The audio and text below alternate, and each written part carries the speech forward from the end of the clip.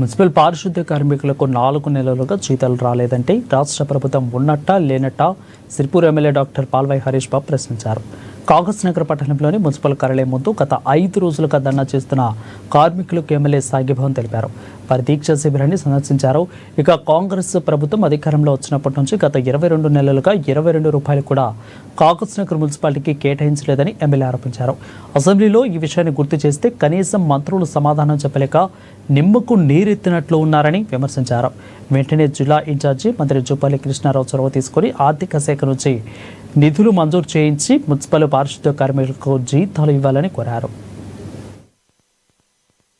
Kagaz Nagar municipal కార్యాలయం ముందు 140 మంది శానిటేషన్ వర్కర్స్ గత 5 రోజులుగా ఇవాళ ధర్నా చేస్తున్నారు, స్ట్రైక్ చేస్తున్నారు. పట్టణంలో పారిశుద్ధ్యం అనేది లేకుండా పోయింది. ఎందుకంటే వీళ్ళందరికీ పనులు చేసే పరిస్థితి లేదు.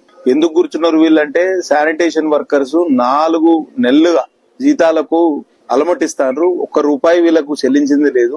ఇవాళ కాగజ్ నగర్ మున్సిపాలిటీకి గత 22 నెలలో కాంగ్రెస్ ప్రభుత్వం అధికారంలోకి వచ్చిన తర్వాత 22 రూపాయలు కూడా ఇవ్వలేదు. సాక్షాత్తు అసెంబ్లీలో ముఖ్యమంత్రి గారి సన్నిధిలో, మంత్రుల సన్నిధిలో నేను ఈ విషయం చెప్తే కనీసం వాళ్ళు దానికి సమాధానం ఇచ్చే పరిస్థితిలో ఈ రాష్ట్ర ప్రభుత్వం లేదు. మరి ఇటువంటిప్పుడు మున్సిపాలిటీ నడిచేది ఎట్లా, రాష్ట్ర ప్రభుత్వం నడిచేది ఎట్లా? ఒక్కసారి జిల్లా ఇన్ఛార్జ్ మంత్రి జూపల్లి కృష్ణారావు గారు దయచేసి మీరు ఉత్తరాలు రాయడం కాదు,